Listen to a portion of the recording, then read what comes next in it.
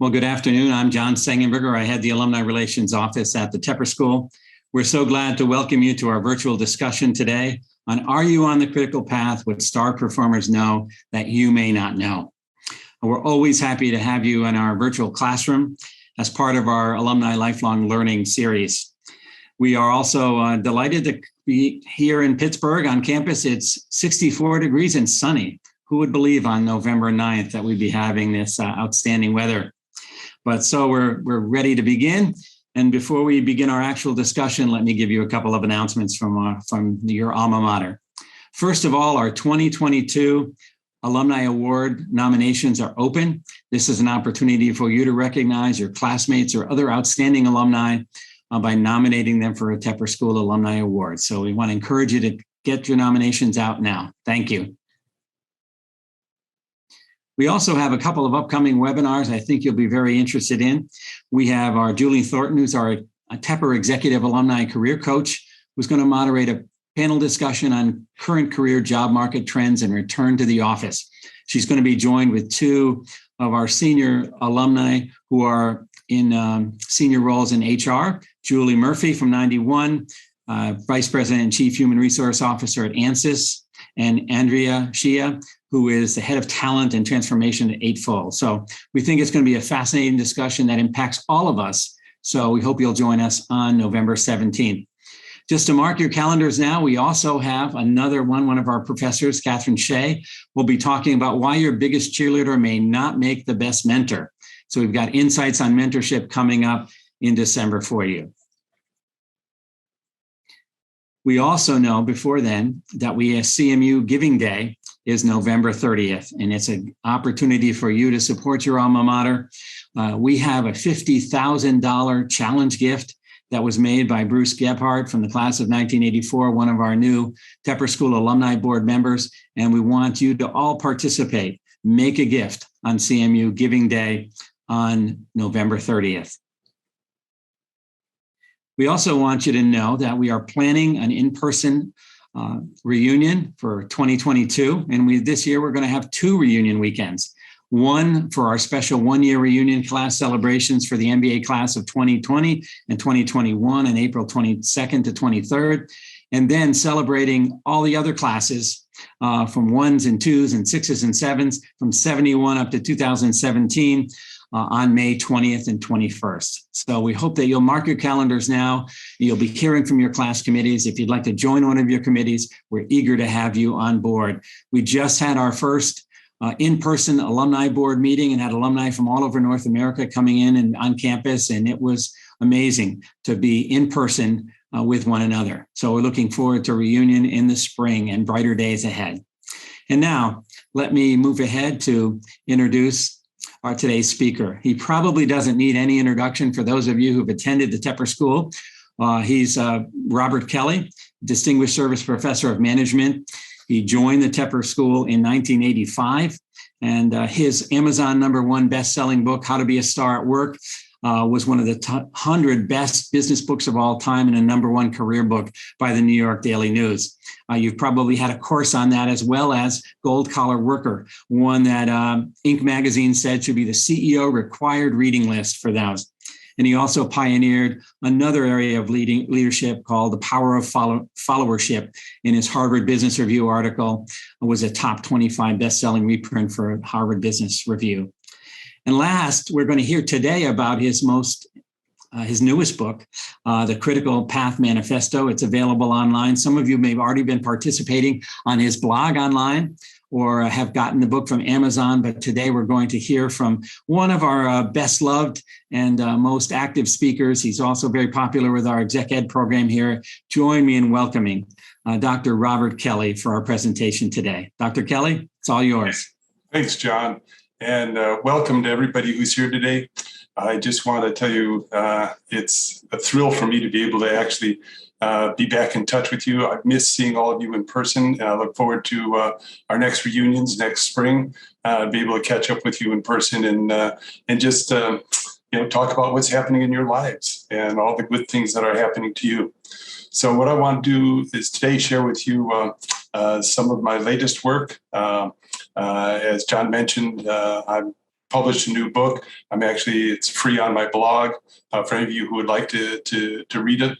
I'm going to try to condense. I built a course around this for the Tepper School, which will be launched next year. So I'm trying to take, a 7-week mini course and crunch it down into 35 minutes for your benefit. So we'll be whizzing through it. I know John mentioned that if you have any questions, feel free to put them into chat.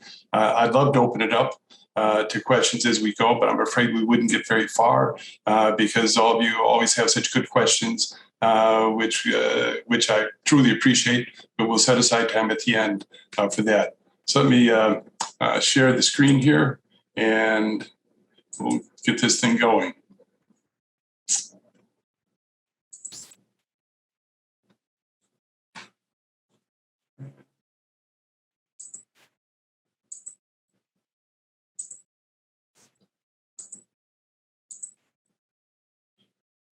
Okay, as John mentioned, I'm going to be talking about the critical path.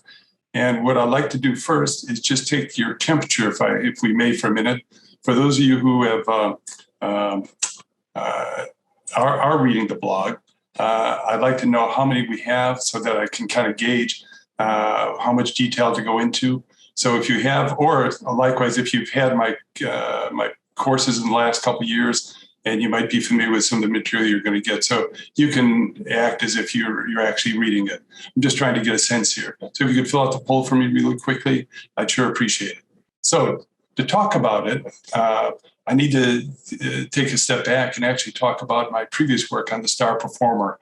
And the reason for this is just to give you a little backdrop. I did start doing work on star performers almost 40 years ago. And continue to do work on that. But one of the things that we learned from when I published my book on how to be a star at work is that the star performers go about doing their work in a very different way than the average performers do. And so you need to understand that because that's the how of how they do it. What we've learned since then is that there's another half to the equation. It's not how stars do their work, it's actually what they work on. Which makes them such strong performers. And so if you think of my star performer work as we got half of the answer, I think we're now supplying the other half of the answer. So I'm going to give you just a quick synopsis of my star performer work, just because I think you need that to understand how we got to the critical path work. And before we go there, I want to ask you a question, which is, what's a job?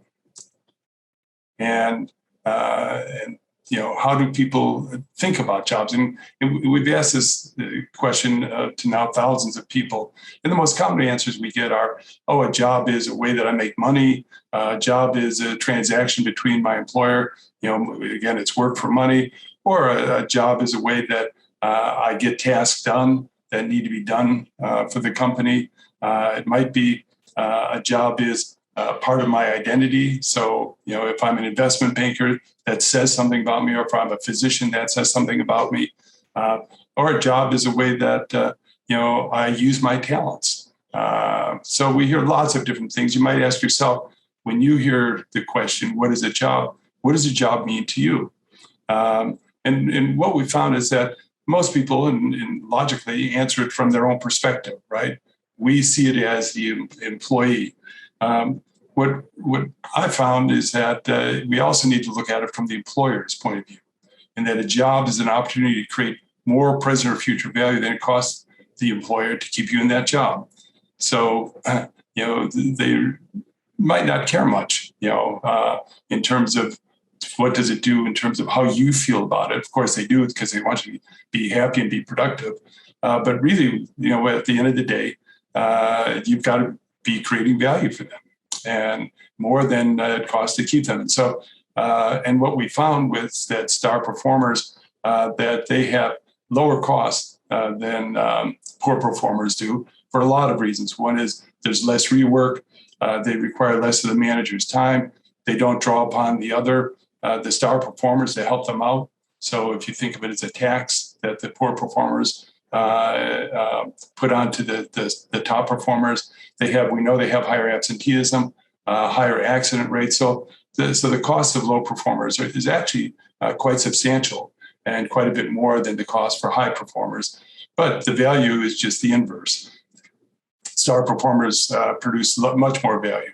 And that the delta between your cost and your value is what the employer is looking for when they hire you, and that they want. Now, we could make the case that most people, when they come out with their MBA, probably don't add as much value as the employer would like. But really, what the employer is doing is taking an option on your productivity and believes that you're going to add more value than it costs in pretty short order.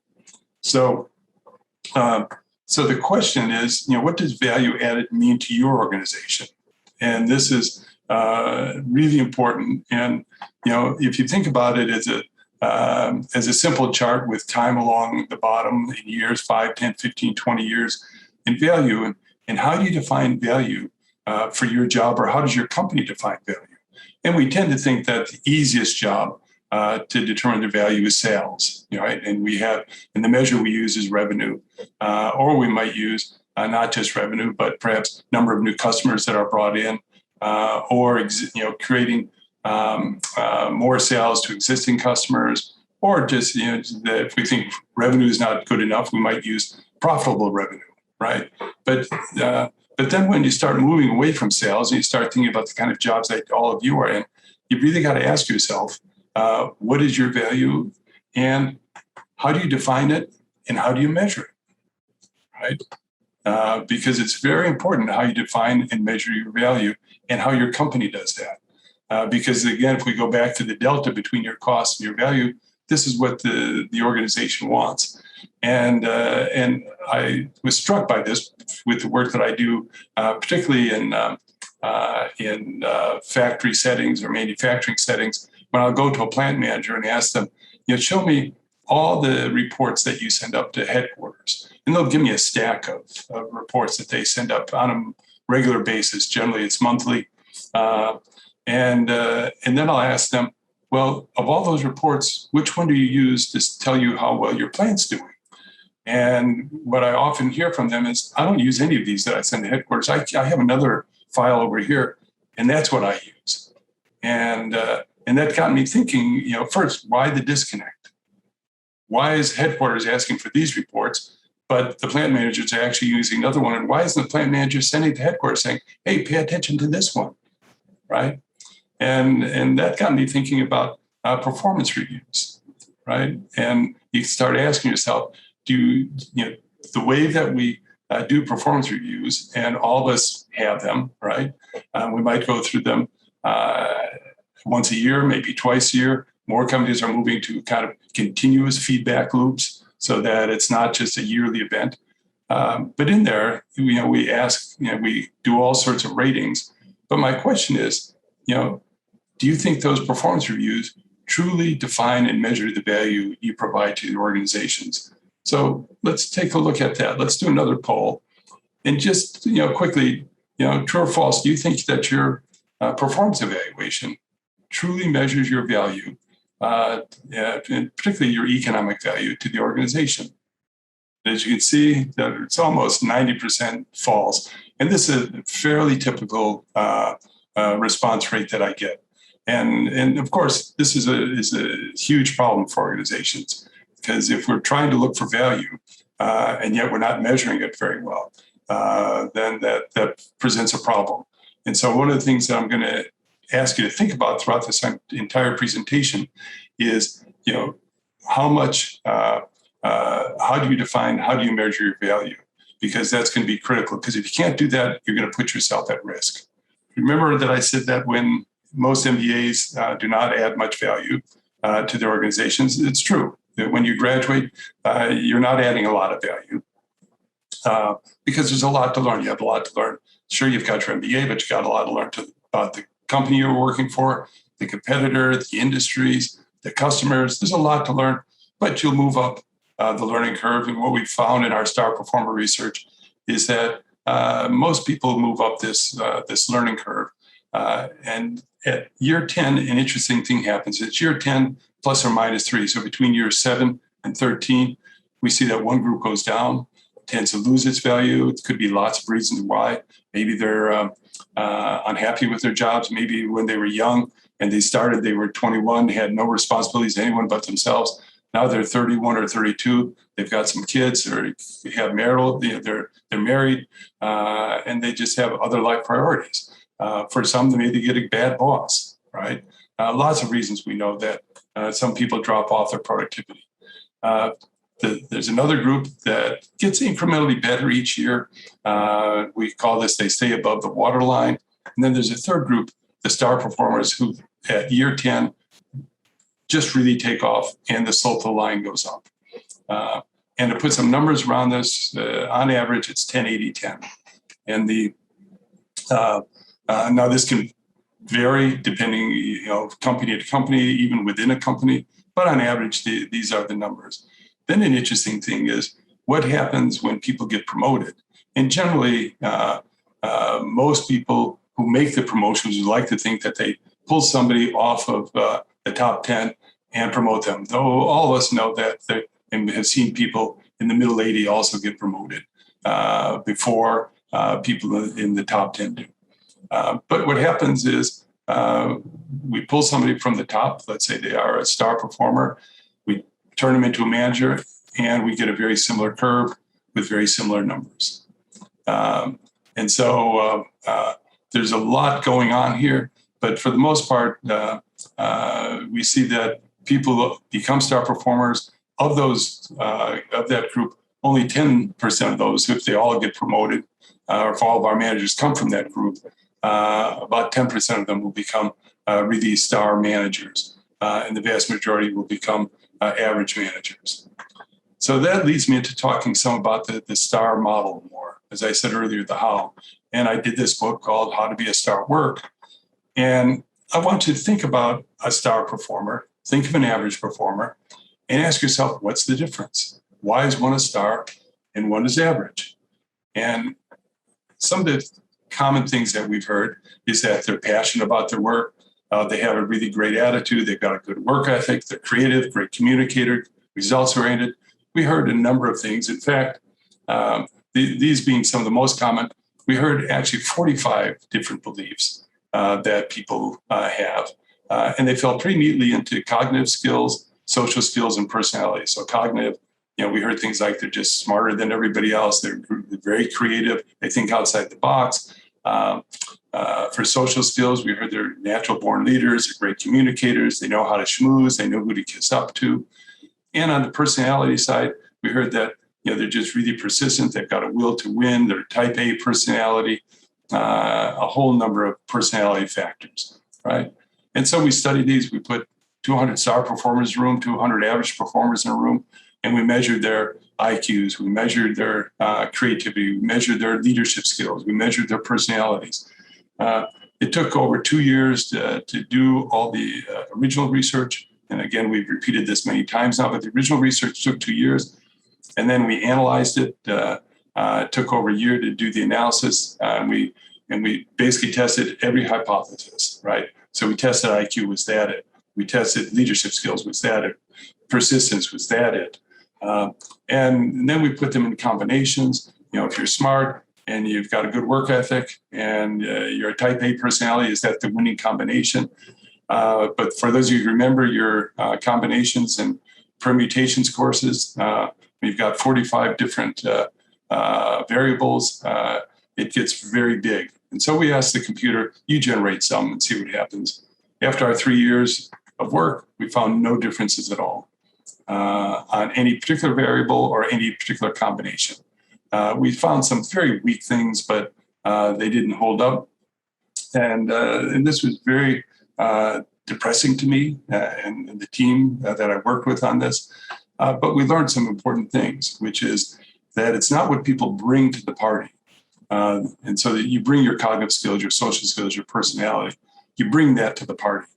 But most people come well equipped with all they need to be successful. What people don't know how to do is take all that potential and turn it into actual productivity on the job.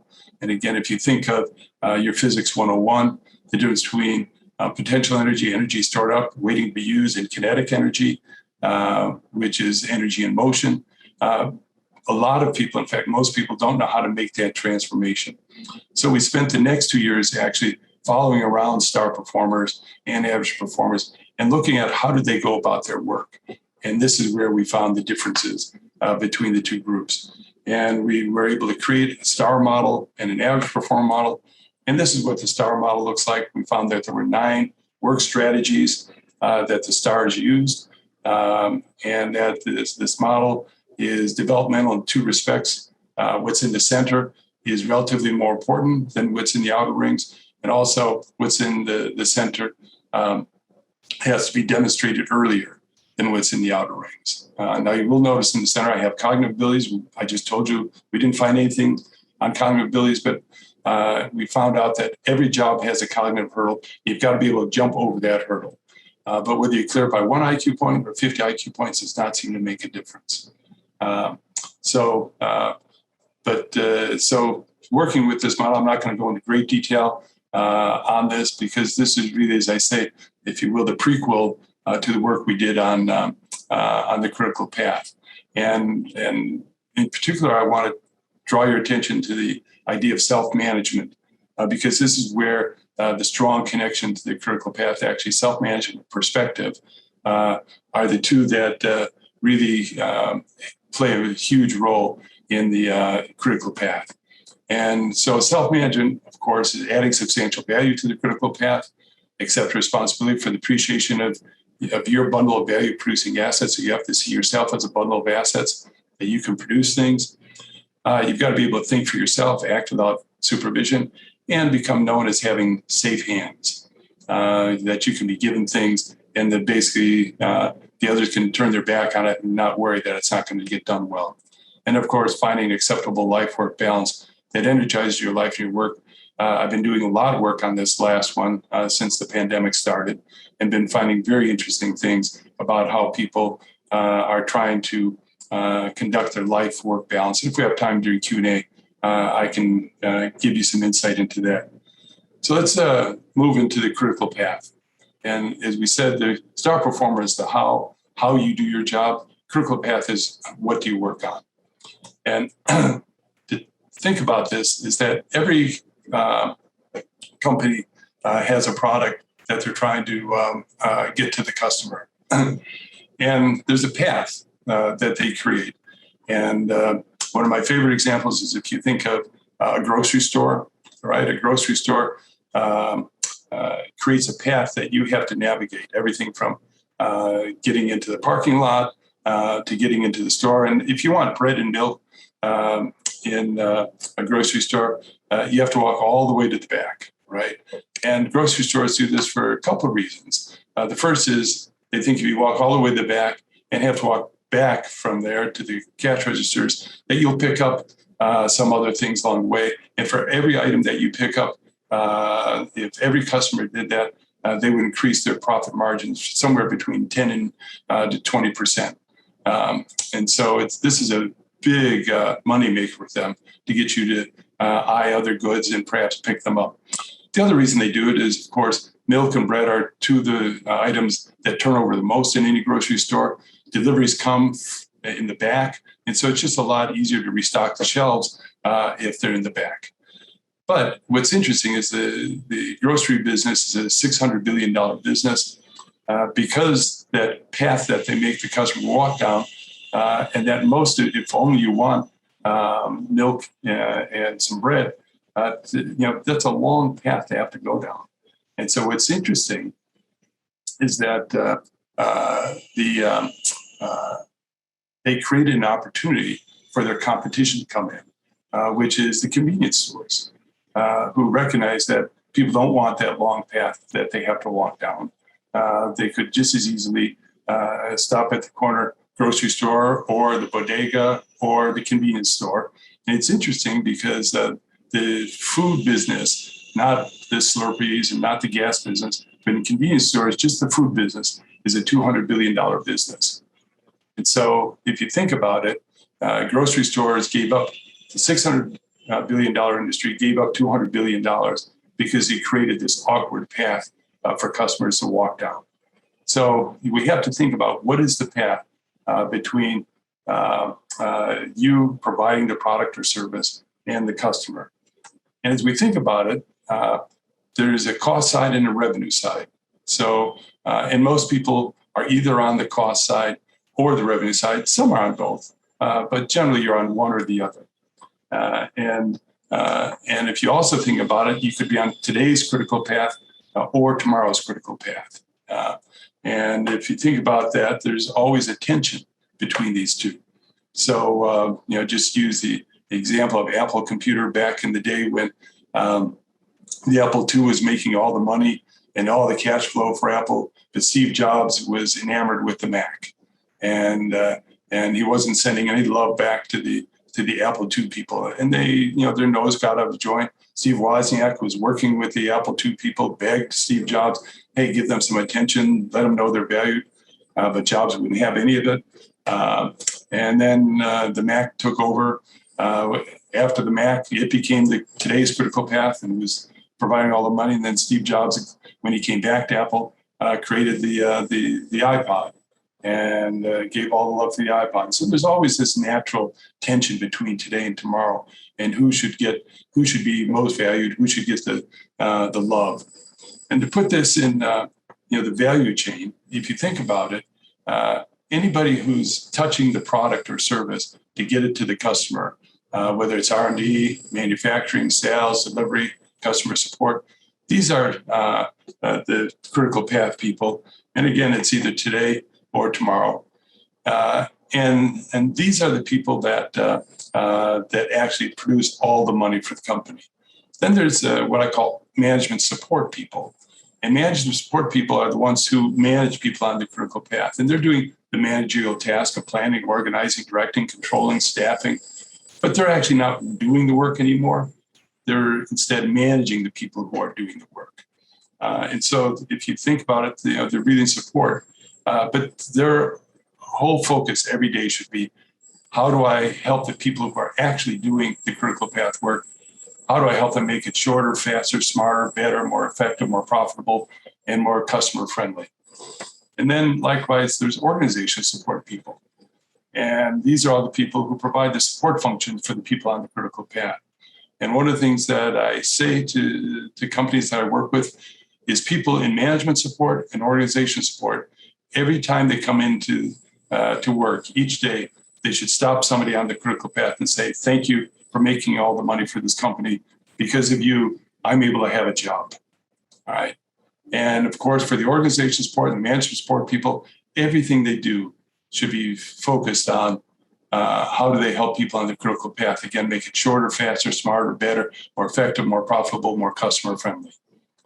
And this is very important. Now, there's one exception to that, and that's people who are in compliance. They don't necessarily help the critical path. And it's just a cost of business that is imposed upon us by the government. And so maybe we'll give them a break. But everybody else should be doing everything they can every day to help the critical path. So let me just take a quick poll here to see, where are you? Are you directly on the critical path? So kind of as an individual contributor? Are you a player coach? So you're coaching people, but you're also still doing the work? Or do you primarily just manage people? And the same thing for the support. Are you doing organization support? Are you player coaching organization support people? Or are you primarily managing them? Just to get a sense of where you are. So it looks like we are pretty well split. That the largest groups are the either directly on the critical path or individual contributors supporting the critical path. But we also have some player coaches and a smaller number of managers. And so it's important. But once again, you need to really be thinking about group number one, because that's and number two, because they're the ones who are doing the critical work that creates all the revenues, all the cash flow, and everyone else is dependent upon them to do their jobs well. So now support functions will also often ask me, well, I do things. Aren't I on the critical path? So I've had finance people tell me, look, I provide the money for the critical path. Doesn't that put me there? And my answer to them is no, not really. I had somebody from a sporting goods company ask this, and I said, does your company make money, or does your company make sporting goods? If you want to be on the critical path in terms of making money, go to work for an investment bank or maybe a venture capital firm. Same thing with if you're a CPA, you want to be on the critical path, go to work for a CPA firm. But if you're doing CPA work for a manufacturing company, then you're on the support function. So if we can go back to this picture, your job, if you're on the cost side, your job is to reduce the cost. If you're on the revenue side, is to increase the revenue. And again, that delta is where the company makes its money. So if you're on the cost side, you should be thinking every day, is there some way we can do this cheaper, not in a way that's going to reduce quality, but is there a way that we can reduce the cost? And likewise, if you're on the revenue side, there's a way that we can create more revenue opportunities. And it's interesting because I've worked with companies. I worked with one in particular where the HR team, they were in learning and development, and they had a whole state-of-the-art facility, but they weren't using it all the time. And so one of the things that they realized is that they could rent out that space to other companies who didn't have such a state-of-the-art facility and generate some revenue when the facility wasn't being used. And they could always, wind that back if their usage within the company went up. So they were, even though they were on the cost side, if you will, being in HR, they're coming up with ways to create more revenue for the firm. And just to remind everyone that it's just not me that's on the critical path, but I work on a team, I work on the organization, and we're all trying to do our part to make that critical path work better.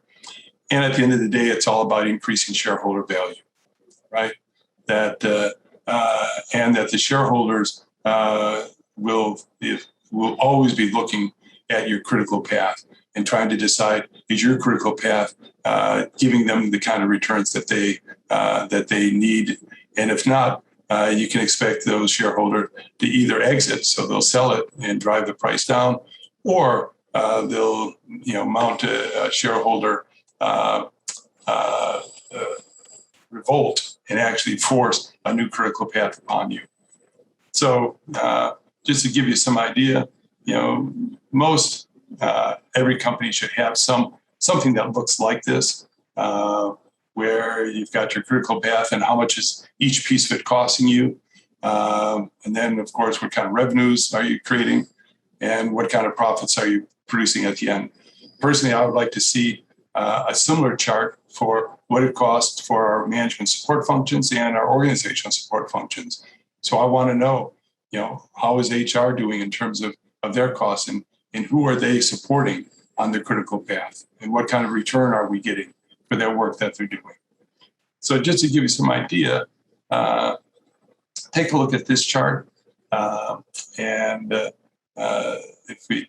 This is IBM. This is a picture of IBM. I want you to take a good look at it. And then I want you to ask yourself, where would you like to work at IBM? Okay. So take a good look. This is revenues and pre-tax income.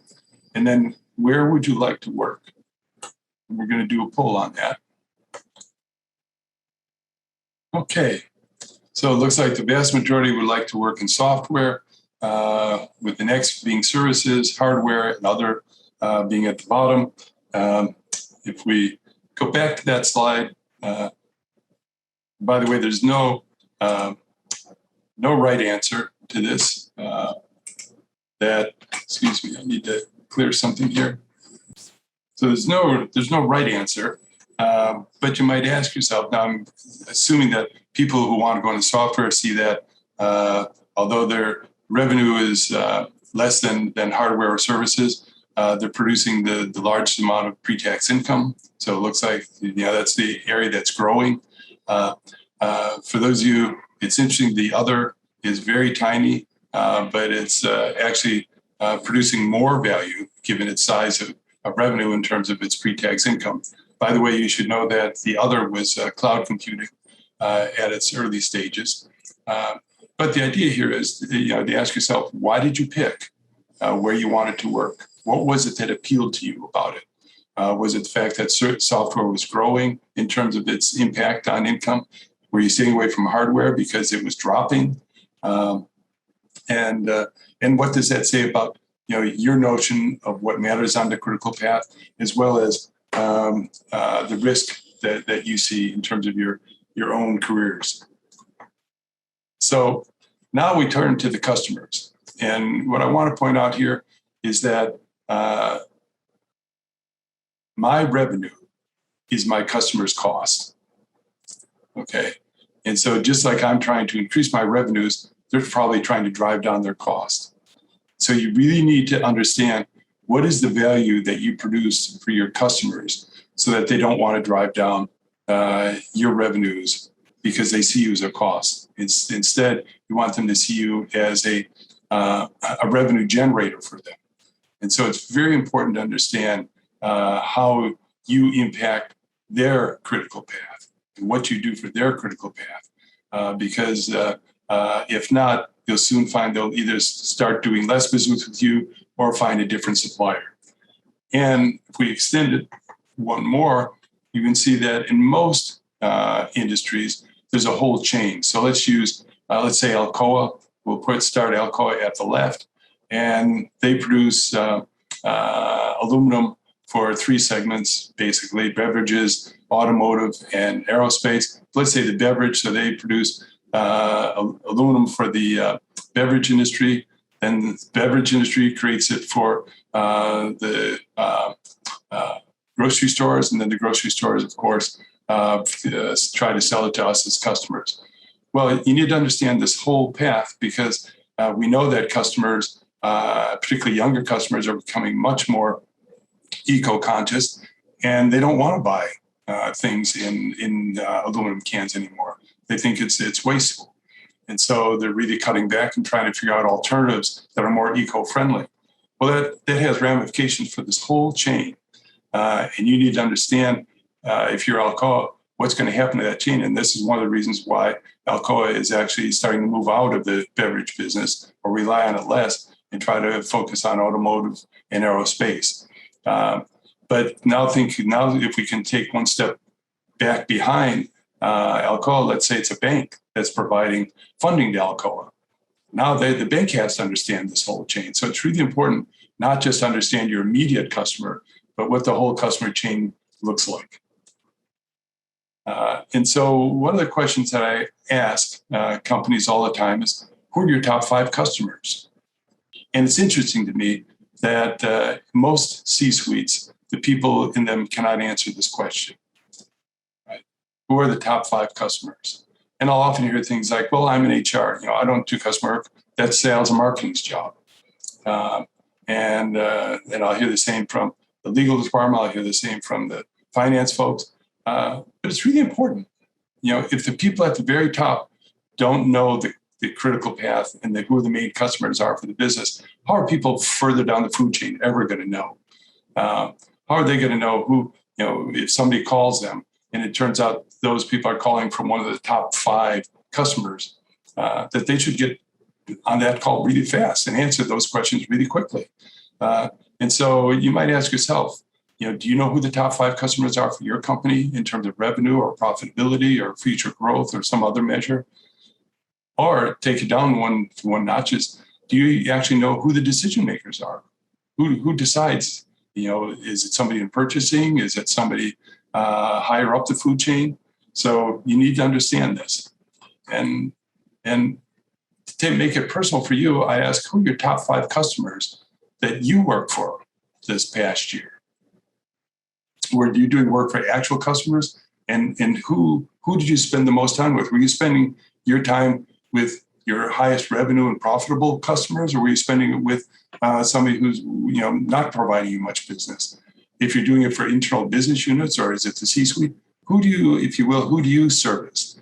And why do you pick them? Is it because they're most important to the critical path? Or is it because they control your budget? Or is it because they're a squeaky wheel? So you might want to think about that. And of course, Then we have to think about the competition, and that the competition wants your customers, and that there's existing competitors, new competitors, disruptive competitors. And so one of the questions I often also ask is, do you know who your traditional competitors are? Can you list your top 5 to 10 competitors, and how are you performing against those? Right. So could you rank order your top competitors today, and say, who's doing the best in terms of their stock performance, and who's doing the worst out of our competitors, and where do we fall in that? Right. And then really, who are our non-traditional competitors? So we know who our traditional ones are. We might know how we're doing against those, but how about the non-traditional folks, right? What are they doing, and how can they affect us? And so one of the things that I would like to say is that whenever you hear the term disruption, right, you've got to be thinking of the critical path. That's what's being disrupted, and it gets disrupted either because that your competitors are changing the rules to the game that you're playing, or they're changing the game altogether. And so you think about it, if you're playing today's game with the same rules, you're actually working in the past, because there are other competitors out there, either new competitors or, like I say, disruptive ones, who are trying to change the rules, trying to change. And we can go through lots of examples, whether it be Walmart, the way that they disrupted Sears and Kmart and all the others. We could talk about how Uber disrupted the taxi business, how Amazon disrupted first the book business and then all kinds of businesses. But basically, every time there's a game-changing disruption, it's really around the critical path and how they're disrupting the critical path. And so the stars adapt to, or they're the ones who drive the ever-changing disruption that happens in the marketplace. And again, if we go back to our customers, we've got to be thinking, who are the new competitors that are moving in and disrupting any piece of this chain that we belong to? And of course, competitors not only going after our customers, we're going after our employees. And it's amazing to me how many people are changing jobs right now, first as a result of the pandemic, but also because they're seeing that I don't have to stay in my industry. I can jump to other industries. I was talking to some HR people last week, and they were telling me that some of their best employees are jumping over to a whole new industries. And they're saying, they're saying is they like the critical path, better over at these other industries, right, and these other companies. They're looking, they say they think those companies have better futures than the one, at least I'll have a better future with them than the company I'm working with. And so, and of course, the competitors are after your shareholders. It's saying, come invest in me. So let me just wrap up, then we'll get to a Q&A, that there's lots of distractions that pull people off the critical path. And it's everything from the culture of the place to all the things that we do for legacy. So you think of all the emails you get that take up most of your day that really don't provide any value. Think of all the team meetings you go to that don't provide any value. Think of all the reports you file that don't really have any value. All right. And so, and I refer to this as make work. And I also refer to it as the executive itch, that people get this itch that they want something. So they request a report, not understanding how it's going to impact people who have to pull all that information together. So I ask you to think about, who are the people on your critical path that pull you off it, or who maybe aren't on your critical path and pull you off it? Who creates make work for you? So keep track of all the make work you do, which really isn't moving or helping out the critical path. And why are they asking for that? And how can you reduce your requests, and how can you make sure you don't request others? And so I'd actually think about, what's the biggest make work at your company and that you do every day? And if you could get rid of that, how much more productive could you be? And one of the things that I ask people to do is, when somebody asks them to do something, if somebody asks them to do something, I ask them, before you agree to a request, ask, how's it connected to the critical path? How can you prioritize it? And how should you relative to other critical path activities? And then give it a reasonable estimate as the resources and the time it's going to take to do it. And so let me just come back here to finish this up. How do you add value to the critical path? How do you define it? How do you measure it? That's really the task that all of you have to face. And so let's open this up now to questions. John, I'll turn it over to you, and you tell me the questions, and I'll try to give the answers. Great. Well, thank you, Professor Kelley. That was outstanding. We have undergrads, MBAs, and PhDs on our call today. Wow. So it's great to see so many familiar names. One question is, if you promote from the middle 80% rather than the top 10%, do they have the same 10-80-10 split? Yep. Well, that's a very good question. And let me say, I'm not necessarily opposed to people who are in the middle as individual contributors becoming managers, because some of them might actually become better managers than they were individual contributors. But we've actually looked at this. We've not found much difference between, to answer the question directly, between whether they come out of the middle or the top 10% as to who then ends up in the top 10% on the leadership track. So we've not seen a difference. But there are people who come out of the middle 80 who maybe weren't the best, let's say, programmer, but they've got what it takes to manage other programmers. Great. We have another question. The balance of the critical path tomorrow versus today is critical to long-term success in maintaining and growing market share. How does the management look at allocating resources to each in the present? Tomorrow is a long-term focus, as we know, and today is a short-term financial results in the marketplace. Yeah, and this is another really good question.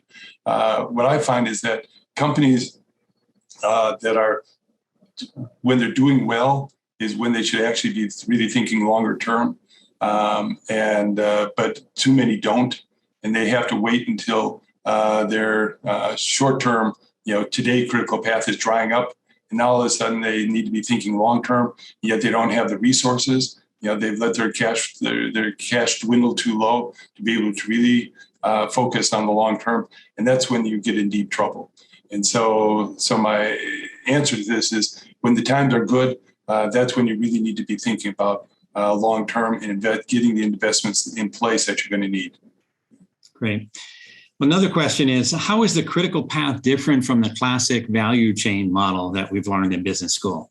It's actually very similar, with the difference being that recognizing that the people who are on the value chain are the ones who are driving everything, and that the people who manage the value chain or who support it, that's what their job is. And if you talk to people on the critical path, what you'll often hear is that I'm always being asked by accounting to fill out more, collect more data for reports. I never see those reports. It never influences what I do on the critical path. So I just see it as them pulling me off of it. And I wish they'd stop doing that. Mm-hmm. We've got a number of questions from entrepreneurs and freelancers. So does this apply to entrepreneurs as well as just those taking the corporate route? Even more so. In fact, I've worked with a lot of startups. And one of the things that strikes me about startups is they have to be focused on the critical path. And they have to hire people who can get on the critical path and not need a lot of management attention to keep them there. If you're an entrepreneur and you've got 1,000 things you can do today, the way that you prioritize what you need to do today is what's on the critical path. And that critical path is, how do I build a sustainable business here with positive cash flow? So I would say that. Now, for people who are doing contracting work or you have to think about what you're doing. What kind of value do you add? Why would somebody pay you the amount of money you want to be paid, either by the hour or by the project? You've got to give them some kind of substantial return on what they're going to pay you. So you ask yourself, how can you improve their critical path and demonstrate to them that what they're going to pay you will get them a higher return than if they don't? Great. Very good. We have someone who works in venture capital at a nonprofit. And can you speak about how nonprofits can benefit from your model? Oh, absolutely. In fact, I've worked with nonprofits on this. And keep in mind, nonprofits need money also. right? So the question is, who's giving us the money and what do they expect? And one of the things that I talk a lot about is the difference between inputs, throughputs, outputs, and outcomes. So again, let's say it's a food bank, right? When you think about, and I'll see this from food banks, and I'm a big supporter of them. I'd encourage everybody to support your local food bank. But often they'll measure what they do by, oh, we gave out so much food, right? And what I say to myself is, yeah, but what did people do with that food? Did they actually use it? In fact, I just saw a report the other day where they actually talked to people who go to food banks for food, ask them, what do they really need? And they said, people give canned goods, but if I don't have a can opener, I have no use for those canned goods. And so if you're going to give canned goods, give a can opener also. And so so what happened to that food? But then, and to me, that would be an output. The people are using the food. But then to me, the outcome is, are people less food insecure? Right? Is there less malnutrition? Are the students who, the children who live in homes that rely on food banks, are they doing better in school? Because now they don't have to worry about food. So I think there's a critical path also, regardless of your organization. Great. In today's economy, especially in manufacturing, we're seeing the labor force is critical to maintaining the critical path, let alone growing. How do you view the value of HR, particularly recruiting and retention, today differently than 3 years ago, if at all? I know we're going to be talking about that in our next webinar significantly, but I'd love to hear your insights on it as well. Okay. In fact, I passed over a slide here because I wanted to get to the Q&A. But I've been asked a lot over the pandemic, how does that affect the critical path? And one of the things that the critical path has done is it's made every business focus on their critical path. And when they laid off workers or shut down operations, they did it, most of them, according to the critical path. And so one of the things that I saw a lot of is that when people were getting laid off, the companies kept the people who were critical path stars. And they also redeployed non-critical path stars to the critical path. And it's interesting, some of you in the automotive business might have been following what happened first at Honda, it also happened at GM, is that they didn't have enough people in manufacturing because a lot of them were either had to stay home to take care of their kids, or they were getting their unemployment checks, or they had COVID themselves, or so they didn't have enough people, and they turned to people in HR and to accounting, the other support, and said, "You need to come work in the plants, right, in the manufacturing facilities."